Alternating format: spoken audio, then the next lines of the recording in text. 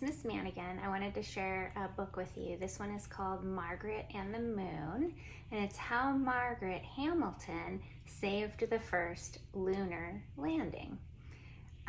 So if you look at the cover, it kind of gives you an idea what it's about and the title. It's written by Dean Robbins and illustrated by Lucy Kinsley.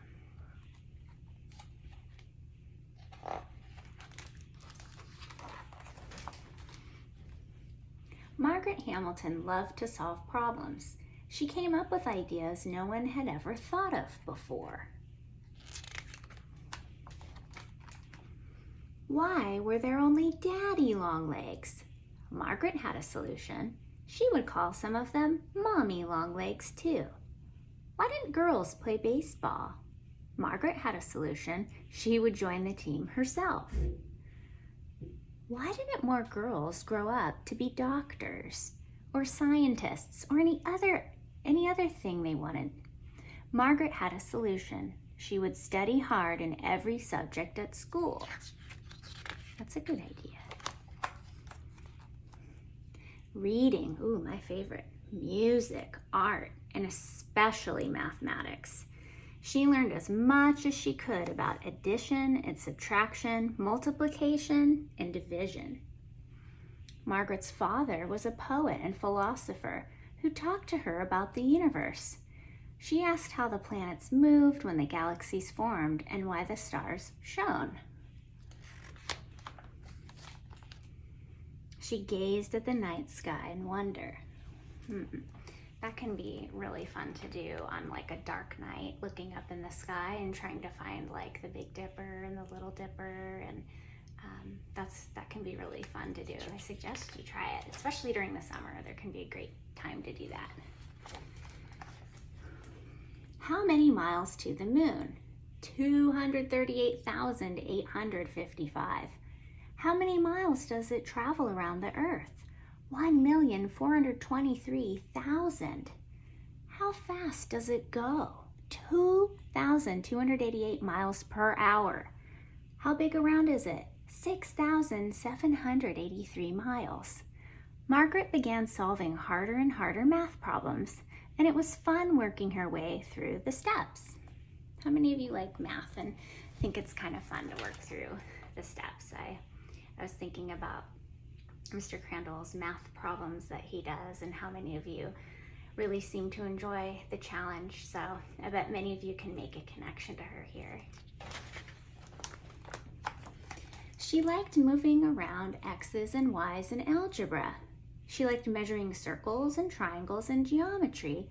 She liked studying curves in calculus. And then she discovered computers. Look at these are some of the first computers. Did you know they used to fill a whole room? Isn't that interesting? Margaret could use this new invention to answer so many questions about the universe. She experimented with writing instructions or code that told the machine what to do. The code was called software, and Margaret called herself a software engineer. She started with something simple, asking the computer to add and subtract, multiply and divide. Margaret taught herself to write code that performed more and more complicated tasks. She programmed computers to track airplanes through the clouds and even to predict the weather. She made them do things they had never done before. In 1964, Margaret got interested in an exciting project for NASA, the National Aeronautics and Space Administration. Their scientists were working on the hardest problem humans ever tried to solve, flying people to the moon. Could Margaret use computers to get the astronauts 238,855 miles there and 238,855 miles back? She convinced NASA's leaders to let her try. Margaret thought of everything that could happen on a trip to the moon. Would the spacecraft go off course? Would it lose power? Would an astronaut make a mistake? Margaret wrote more code to tell the computers how to solve these problems, and she worked her way through the steps just as she used to do in math class. Wow, math class comes in handy later too, doesn't it? Soon, Margaret became Director of Software Programming for NASA's Project Apollo, leading dozens of scientists. She helped Apollo 8 orbit the moon 10 times. She helped Apollo 9 connect 2 ships in space, and she helped Apollo 10 get within 9 miles of the moon's surface. Hello there! Wow, that must have been exciting. With Apollo 11, NASA would finally try to put people on the moon. Had Margaret thought of everything that could go wrong with a lunar landing? She checked her code again to make sure. The astronauts were depending on her. Look at all of Margaret's code. She had to work super hard on that. 10, 9, 8, 7, 6, 5, 4, 3, 2, 1, liftoff! Apollo 11 rose with a blast of smoke and fire.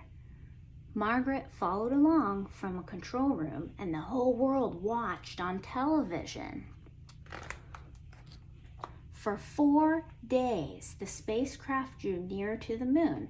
The lunar module named the Eagle split off to make the landing. Yippee! But with minutes left to go, an astronaut entered a command and the master alarm buzzed. Whoops! Flip! The Eagle's computer started performing too many tasks. Overload, overload, yikes! The control room panicked and the moon landing was in danger. Everyone looked at Margaret. Had she prepared for this problem? Of course. Margaret's code made the computer ignore the extra tasks and focus on the landing. It brought the Eagle closer to the moon's surface. Closer, closer. Touchdown! The Eagle has landed, announced astronaut Neil Armstrong. The control room cheered. Margaret was a hero.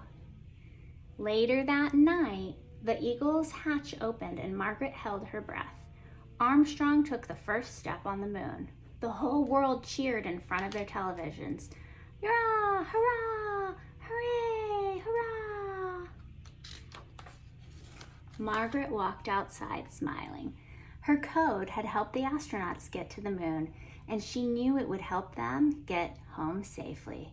As always, she gazed at the night sky in wonder.